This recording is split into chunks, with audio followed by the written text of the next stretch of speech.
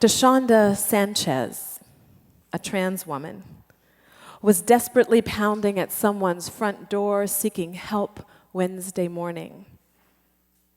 But help arrived too late. The voice of one crying out in the wilderness. I'm minding my business, officer. I'm minding my business. Please just leave me alone. I told you the last time, please just leave me alone. Please don't touch me. Do not touch me. I can't breathe. I can't breathe. I can't breathe. I can't breathe. I can't breathe. I can't breathe. I can't breathe. I can't breathe. The voice of one crying out in the wilderness. Black lives matter. The lives of folks with HIV/AIDS matter. Trans lives matter. All God's children matter. The voice of one crying out in the wilderness. Depending on who you are and where you situate yourself, it perhaps has been a wilderness week, season, or lifetime. A week, season, or lifetime of crying out and hearing your cries echoed back from a wilderness that is barren and hostile, a wilderness that is dry and lonely. In our faith tradition, we talk about dark nights of the soul, but there are people who live in perpetual darkness, wondering if their trans friends, their dark-hued children, their AIDS-infected family members, their othered colleagues and partners will make it safely home. The wilderness, for many, is a wild place, untamed, uncivilized, unfriendly, no place anyone wants to be, no place anyone plans to visit. And yet here is John the Baptizer, cousin of Jesus, crying out in the wilderness, showing up in the wilderness, seemingly by choice, to proclaim the good news of Jesus Christ. Good news from the wild place. I've been reading this text all my life, and I have not placed much importance on John's location. Have not placed much importance on the fact that Jesus' first appearance in the Gospel of Mark is in the wilderness. I've not placed much importance on wilderness as the location of Jesus' advent or arrival until this week. For anybody going through a difficult time, a wilderness experience, whatever your difficulty may be, there is good news from the wild place. Now, I'll admit that the wilderness has not typically been my destination of choice. It's not on the bucket list of spots I want to visit. I've been guilty of tuning out the wilderness. I don't have time for that sort of pain right now. Perhaps you can relate. Perhaps you've thought or said to yourself, I'm making myself busy in order to avoid facing the loved one who died, the health crisis I'm experiencing, the behaviors that grieve me, the anger and despair and hopelessness that Ferguson and Staten Island and racism and homophobia call out in me. I don't have time. I don't have the strength for that sort of pain right now. How many friends have told me they feel numb this week? Have told me they have trouble just making it through the day? Truth be told, the wilderness and people in the wilderness get tuned out all the time in our society? Who volunteers to accompany a friend to the wilderness? Who listens to anybody yelling anything in the wilderness? But they listened to John the Baptist. They listened to Jesus. Perhaps they'll listen to us. In fact, our text says people made the trip to the wilderness freely. Mark writes, people from the whole Judean countryside and all the people, it says all the people of Jerusalem, were going out to him and were baptized by him in the river Jordan, confessing their sins. All the people, it says all the people, went out to the wilderness. Now that's curious. Did they know something we don't? Many voices have been crying out the last few weeks, crying out for justice, crying out for reform, crying out for peace. We hear the cries. Perhaps we've cried ourselves. And it's hard not to feel consumed in the overgrown vines of our own particular wilderness. Wilderness, an uncultivated, uninhabited, and inhospitable region. Wilderness, a neglected or abandoned area of a garden or town.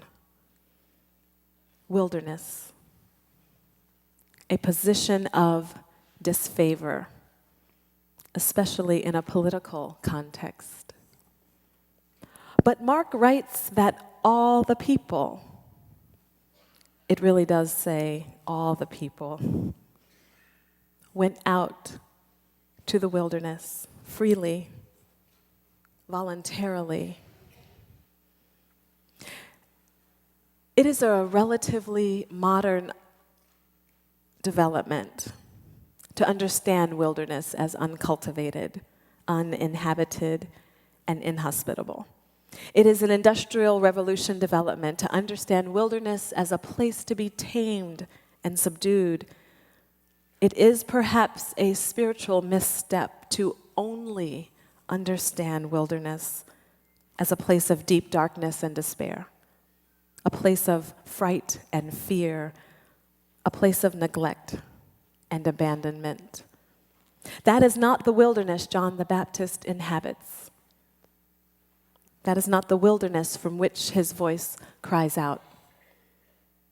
That is not the wilderness out of which Jesus begins his ministry, and it need not be the wilderness out of which we cry out for racial justice in Ferguson and New York. Need not be the wilderness from which we cry out for an end to the murders of trans people in California, an end to HIV/AIDS stigmatization, and an end to all the words and activities that say some lives matter more than some others. The wilderness need not keep us stuck in sick and unhealthy systems. There is good news from the wild place. Can you say good news from the wild place? We need a new understanding of wilderness that draws on old understandings of wilderness, understanding stretching back to the antebellum slave period in this country and the witness of the slave woman Hagar in the Bible. The African tradition saw nature as friendly, as healing, as positive. That worldview says the wild place is not untamed, not uncivilized, not unfriendly. It does not need to be conquered and subdued. It is not dark and sinister. It does not need civilizing. In the Black church, the wilderness, the wild place, was a place of restoration and safety, a place where people met God and were transformed. We run from the wilderness. But if we find ourselves in it, how about looking for God? rather than running from pain? Where is God in your wilderness? African American slaves sang a song that said, "You want to find Jesus? Go in the wilderness. Go in the wilderness. Go in the wilderness. There is good news in the wild place." According to the opening of Mark's gospel, you're not going to find God in the city center. Our faith tradition further teaches us that God is not in the presidential suite, God is in the manger. God is not in the flesh of a king or a powerful ruler, but in the flesh of an itty-bitty baby. God is not in Jerusalem or Judea. God in Jesus is in the wilderness. Not where the powerful are, but where the humble have to go seek him. Not where the powerful are, but where the humble have to go seek him. Not where the powerful are, but in the unexpected and wild places. Good news from the wild place. So God is in the wilderness, where you may be already, where you may have always lived, or where you may have to get up and go seek her out.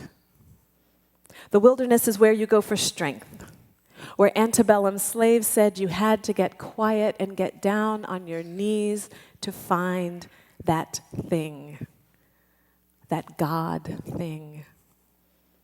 And so John shows up in the wild place, and Jesus begins his ministry in the wild place. And we are in good company in the wild place. John locates himself in the friendly, healing, positive wilderness space to announce the coming of one more powerful than himself. The very first appearance of Jesus in the Gospel of Mark is in the wilderness. Jesus comes to the wild place for baptism before beginning his public ministry. So I'm thinking, if you find yourself in the wild place this morning, you are right where God will meet you, right where God is at work, right where ministry has been happening and where ministry will continue to call all the people. It really does say all the people. Out of their comfortable locations to the wilderness for baptism and the confession of sin. Perhaps God's call on your life becomes more clear in the wilderness. I pray that is true. So, we will not lose hope that God can call all the people to the wilderness. We will not lose hope that all the people will get up and soon come. The good news of God in Jesus Christ was so good that people got up and traveled for it, got up from their comfortable locations and journeyed to a wild place. In a few minutes, we will journey to this table, a wild place, if you will, a place of restoration and safety, a place where we meet God and we are transformed. In these wild times, and from our own wild locations, we declare, on behalf of Eric Garner, Mike Brown, and DeShonda Sanchez, and all children of God, that today is a new day.